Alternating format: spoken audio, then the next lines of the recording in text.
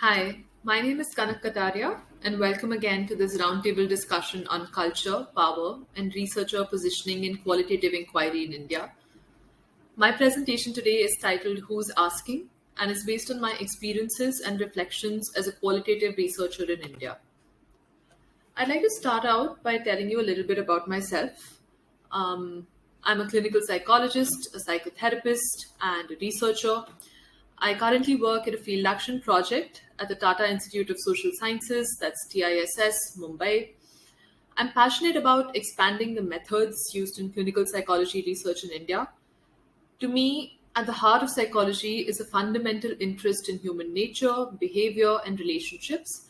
And I view qualitative inquiry as one of the best ways to pursue this interest. To start off with, I'd like to give you a little bit of an idea about where I'm coming from and where the study that forms the basis for this presentation comes from. To understand this, it's important to talk about a part of how the study originated. And that comes from something that's not written on the previous slide about introducing myself, but is crucial to my presentation today, which is a part of my identity that I share with all of the participants from the study that I was referencing, which makes the basis for this presentation. And that part of my identity is that I have lived with type 1 diabetes for over 25 years, the vast majority of my life.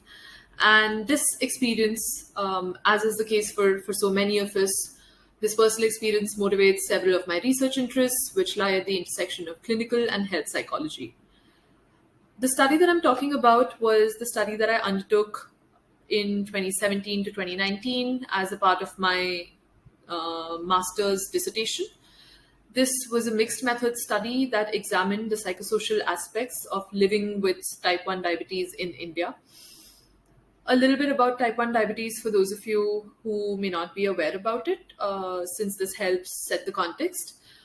Type 1 is an autoimmune condition that results in a chronic illness which leaves patients dependent on external insulin. It is a condition that needs to be managed both with biomedical factors, including insulin shots, monitoring blood sugar, etc., as well as a lot of lifestyle changes. Since it is a chronic illness, it also comes to become an important part of people's identities at several points, and it certainly had for me, which is what motivated my interest in conceptualizing and carrying out this study.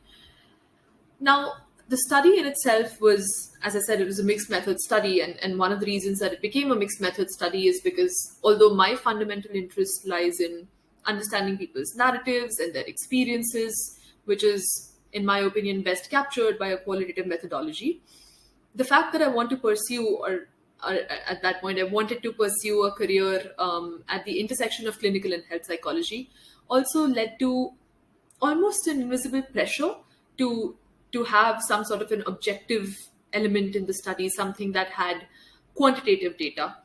And what I set out to do, therefore, was to look at how a qualitative component from research could not only be enough by itself, but really work very well as a complement to quantitative and the other way around.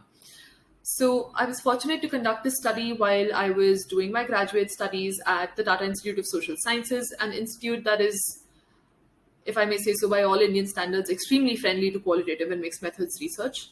And at the same time, although I was in this environment, I was also painfully aware of the fact that I would not be in this environment for too much longer after my graduate school, and therefore the idea of stepping out into the larger context did bring about that emphasis on let there be some quant, and on the fact that what I look at within qual itself has to be rather limited, and that fits very well, I think, with what Swarnima and Dr. Sujata discuss in their paper on the bonsaification of qualitative inquiry. So when we're looking at the context of the study, I think it's also important to just give you a little bit of context about what it is like to be a person with type 1 diabetes in India. Type 1 is still a condition which is highly stigmatized, where there is a lack of knowledge about it outside and often even within medical professionals. The lack of knowledge permeates to those of us who live with it very often, and the general public often seems to have a lot of misconceptions about it, including things such as whether it's communicable or not. So disclosing your identity as a person with type 1 diabetes is something that is fraught with complications. So with that said, I'm going to go ahead and talk about my positioning with this research project. So the role of a qualitative researcher, I think, there's decades of research that talks about this, is that the role of a qualitative researcher is a paradoxical one, wherein you are required to both be tuned into others' experiences really deeply and really finely, but also simultaneously be aware of your own preconceptions and biases that may be going into your interpretation. And therefore, I think it comes to be a little bit of a balancing act, but at a whole other level, it comes to be an exercise in understanding what sort of a lens am I operating with, and how could that color what I am trying to observe here.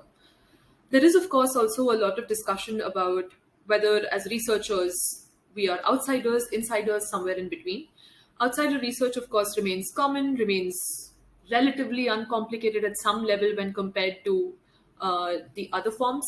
But the idea of being an insider as someone who shares their identity with your participants is quite a complex one. Because the idea is that although you may share this element, there are also likely to be several differences in your identity versus that of your participants, as well as not just differences in identity, but also differences in experiences. And some of the important things to remark at here, which I think fundamentally lead researchers like me and researchers who have these shared identities and experiences with participants to the space of the insider outsider, is the idea of having similarities with experiences, of course, such as I also grew up with type 1. I understand what it takes to uh, take several shots of insulin every day, but also a lot of differences, specifically with regards to educational qualifications, language, literacy, resources, access to medical resources, for instance, and several other factors.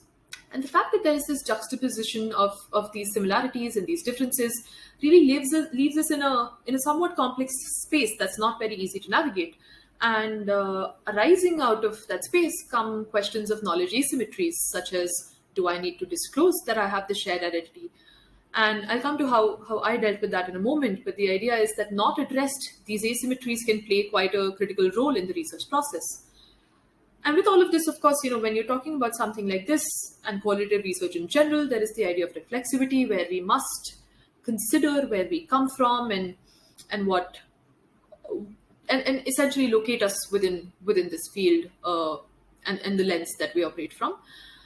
And it was in dealing with that question of reflexivity that the other question came up for me, which was, must we really seek after objectivity? And sometimes this constant reminder to reflect can almost seem as if we're reflecting with the intention of distancing ourselves and not letting our biases creep in, sure, but at the cost of often even leaving out our experiences, which are very often extremely valuable sources of knowledge.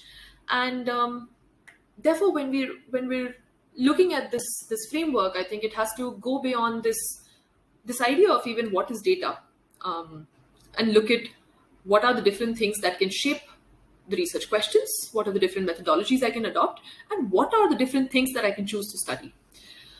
To come very quickly to the idea of knowledge asymmetries and disclosure, I was faced with the question of whether I would disclose having type 1 as a shared identity with my participants. For me, I think, thanks to the fact that several of them already knew, because of either how they'd gotten in touch with me, how they'd gotten in touch with me in terms of whether it was being part of the same groups or their physicians referred them to me or something of that sort. It was very clear to me that disclosure was something I was going to do wherever required. I had not always started out with the intention of disclosing to each and every participant, but I did end up doing that. And that's largely because of what I found when I started to disclose, which was the kind of information that came up and the kind of data that came up and the kind of openness that came up once I disclosed was very different when I was being perceived as an outsider. And therefore, that insider-outsider role becomes an extremely privileged position for the researcher to operate from. Our roundtable also talks about the idea of not just positioning, but also culture and power.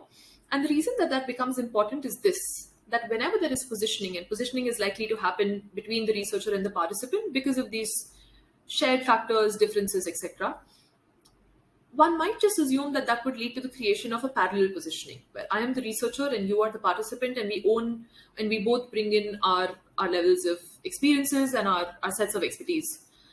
And yet, very often, it does not end up becoming a parallel arrangement and ends up becoming a hierarchical one. And I think the key to that is the idea of culture, specifically with cultures like India, where there are very strong boundaries and ways of operating with people who are considered senior, notions of respect that must be had, notions of expertise that often come with the haves and the have-nots. I do not have education, and therefore anyone who has education is someone who ends up becoming an expert in my books. And therein, I think, develops this idea of the positioning becoming hierarchical, where I ended up in my own study being perceived as an expert at several levels, one being the expertise of research, one being the expertise of having had type 1 for longer than most people in my sample, one being the expertise of being a mental health professional or a trainee mental health professional back then.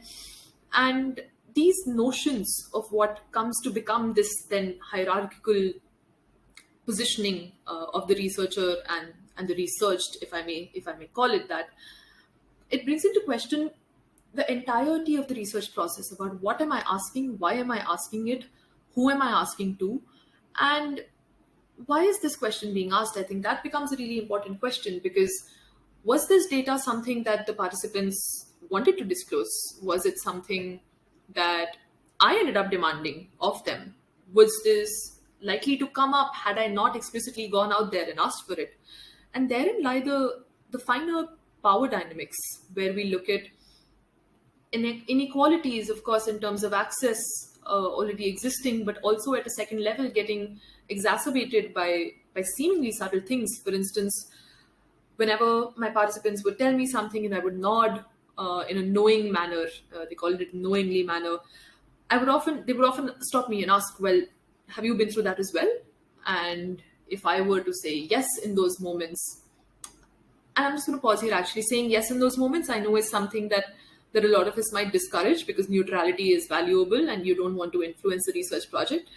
But within a culture like this, where people are opening up about something that is so hard to talk about, that is something that most people would not be talking about, to not answer that question would probably make sure I don't get any data of value at all, because it's a sign of disrespect. It's a sign of promoting that bias of you are the person being studied and I am the person studying you. And therefore, I think come those ideas of exacerbating inequality. So if I were to say, yes, I have been through it, then again, my level of expertise is stepped up one more level by saying, oh, this is someone who's already seen it all. And these are the nuances that I think as qualitative researchers, we must keep at the back of our minds when we proceed. So as a result of these dynamics, what I ended up observing really was that there is a difference in the nature of remarks and language and content and the openness to discuss certain things. And these vary drastically based on where your study is taking place, which language it is taking place in, how are you perceived by the people you are asking questions to, and what modality is the data collection occurring in. And the idea with this is something like to give you an instance about language and remarks. Several of my participants who I met with in person would refer to me as ma'am or didi, and didi is an affectionate and respectful form in Hindi of addressing an older sister.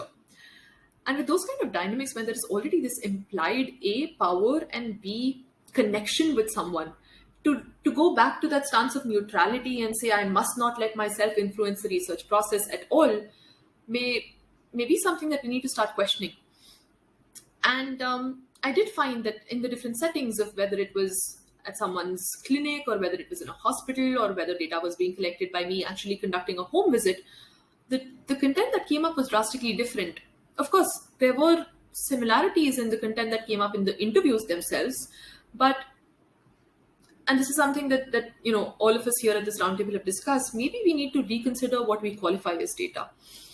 Maybe the fact that the way that someone greets me when I enter their home, once they find out that I have the shared identity versus if I don't, is also something very significant that we should take into consideration. And based on the behavior that I would exhibit in these particular instances, I found that people's openness would differ drastically. And another example here is just when you go to someone's house, it's very typical to be offered at least a glass of water or tea and something to eat. And even if that was something that I do not personally eat because of my dietary preferences, it would have been considered borderline offensive to not accept that meal. And therefore, it's important to, for a second, remember that while we go into this space as researchers, and to us the boundary is quite clear, to the person who is on the other end of it, this is an extremely intimate encounter, as it should be for us as well, but perhaps does not get to be because of the hierarchical power differentiation that gets created. And therefore, to have sensitivity to that process is extremely, extremely important. And I became more attuned to these things really once I finished my study. And I'll come to that in a minute, but the larger takeaway from this concept being that what could essentially be a parallel positioning for the researcher and the participant ends up becoming hierarchical because of elements from within the culture, because of the perceptions, because of the ways in which the researcher responds, which may or may not reinforce those perceptions, and just the transparency around discussions of power dynamics in the interview process and in the research process. Something even as simple as whether or not there was a debriefing done, whether individualized results of the survey of the quantitative element were shared with people who had been part of the study, go on to make a world of difference in terms of the data that you find and in terms of the overall research process. So, as I was saying, a lot of the reason that I thought about this presentation in the first place was because of my experiences after I completed the study. So in 2019, I finished writing my dissertation. I was extremely happy with how it went and with all of my beautiful themes fitting in neatly, describing several of the things that I had experienced in my own life, which led me to believe that I have gotten a fairly representative view of what it means to have type 1 diabetes and live with it in India and manage it. And after I finished that, I went back to being somewhat of an insider again with these groups on social media and outside and on WhatsApp groups.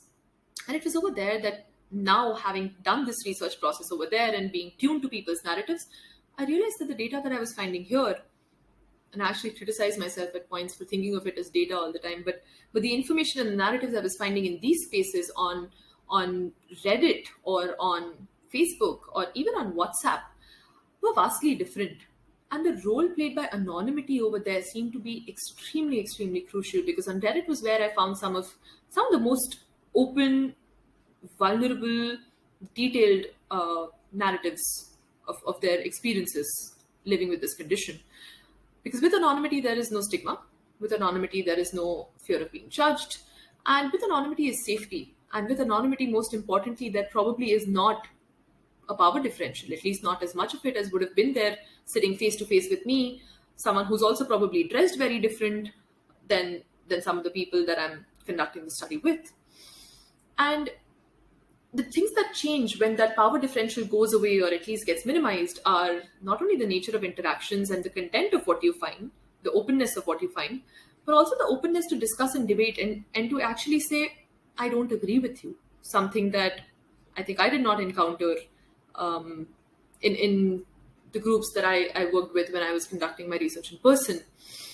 And therefore, to step out of it was actually a very insightful experience in understanding what I may or may not have been missing out on or not tuned to. And the idea that I walked away at the end of my master's, which was, here is a comprehensive picture of what psychosocial aspects of managing type 1 look like in India, was but a fragment of the multitude of experiences that people go through.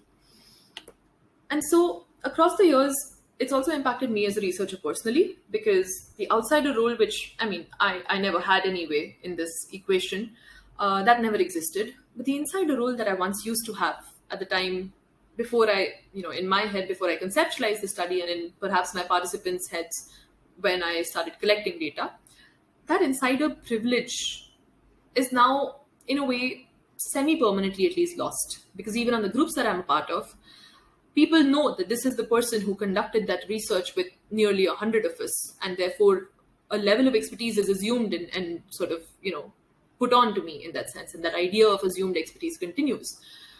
And now it's almost like a permanent relocation to that insider-outsider position, even though I might at points wish that I could go back entirely to the insider one. So that's the kind of things that they don't, I think, teach you about when they talk to you about reflexivity, about what what it could mean for your own identity to go through this process with a group that you are actually a part of. And those are things that I think are very important for us to begin discussing. So, what I hope we will continue to talk about later with this roundtable is, does the dichotomy between insider and outsider exist, or for those of us with shared experiences with our participants, or should we just end that debate and consider that the insider outsider position is where we're stuck? Is there flexibility within that space? And to also talk about the role that cultures and different cultures can play in whether the positioning ends up being hierarchical, rigidly hierarchical, or just parallel. And finally, as someone who may have at one point been a pure insider and now comes to be into the space of being an insider outsider, what are our obligations to ensure that there is more transparency about power dynamics, because I do not think we will ever be able to entirely negate them. So, what can we do from our ends to, of course, minimize that, but also to start to talk about it more openly and to acknowledge that those dynamics and those differentials exist? I'm hoping to continue to talk to you all about this as we go on today. Thank you.